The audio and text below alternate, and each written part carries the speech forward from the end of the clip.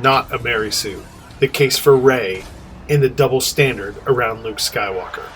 Since her debut in 2015's Star Wars The Force Awakens, Rey has sparked one of the most passionate debates in modern fandom. Is she a Mary Sue?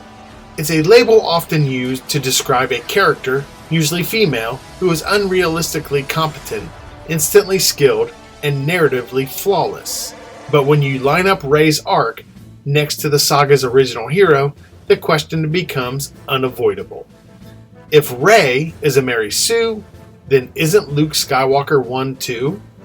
Let's break it down. Critics often point to Rey piloting the Millennium Falcon as proof of unrealistic ability. She flies into space, outmaneuvers TIE fighters, and survives her first dogfight. But here's the context. Rey grew up scavenging Imperial and New Republic wreckage on Jakku.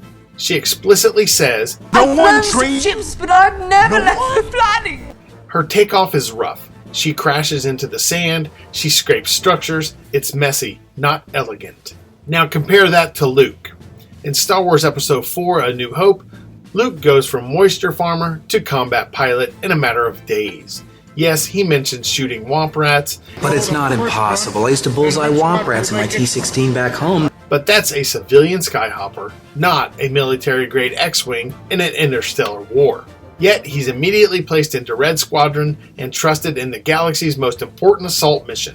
And then, he makes the one-in-a-million shot that destroys the Death Star. If flying into space after years around ships counts as too much, then surviving a trench run against Darth Vader should count too. Another criticism. Rey picks up a lightsaber and wins. But again, context matters. When Rey fights on Starkiller Base, she is already highly proficient with a staff. We see her defend herself multiple times on Jakku. She is fighting a severely wounded Kylo Ren, who has just taken a bowcaster blast to the torso, and she's losing for most of the duel before centering herself through the Force. Luke, meanwhile, trains with a remote droid for a few minutes on board the Falcon. Soon after, he duels Darth Vader in Star Wars Episode 5, The Empire Strikes Back. And while he loses, he holds his own far longer than a farm boy realistically should. Both characters display rapid Force development once they believe. Luke closes his eyes in the trench run and trusts the Force. Rey closes her eyes in the snow and trusts the Force. Same beat, same storytelling logic. The Force has always worked this way in Star Wars. When Luke learns he's Force sensitive, his growth accelerates dramatically. Within a short narrative window, he uses telekinesis, he performs precision targeting through instinct, and he begins dueling Sith Lords. Rey's awakening is similar. The Force chooses her in a moment of crisis. She resists a mind probe, performs a Jedi mind trick after trial and error, and summons a lightsaber. It is fast, yes, but so was Luke's. Star Wars is mythic storytelling. It's Joseph Campbell hero's journey stuff. The hero often discovers dormant power and rises quickly when the narrative demands it. That's not bad writing, that's genre tradition. A true Mary Sue is narratively flawless. Rey is not.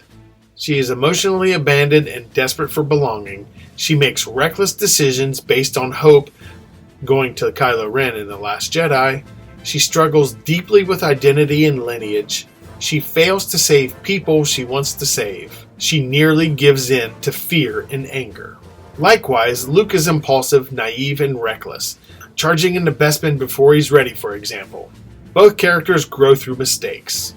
Here's where the debate gets uncomfortable. When Luke does extraordinary things, he's called the chosen hero, naturally gifted, strong in the Force. When Rey does similar things, she's labeled unrealistic, overpowered, Mary Sue.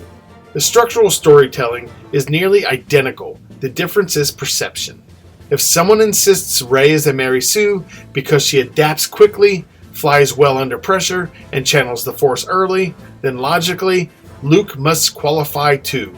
And very, very few fans are willing to say that. Rey is not a Mary Sue. She is a mythic hero in a mythic franchise built on sudden awakenings, spiritual intuition, and destiny-driven growth. The same storytelling logic that elevated Luke Skywalker elevated her. If we accept Luke's rapid rise to heroic legend, consistency demands we view Rey through the same lens. Otherwise, the critique isn't about writing, it's about who we're willing to let be the hero.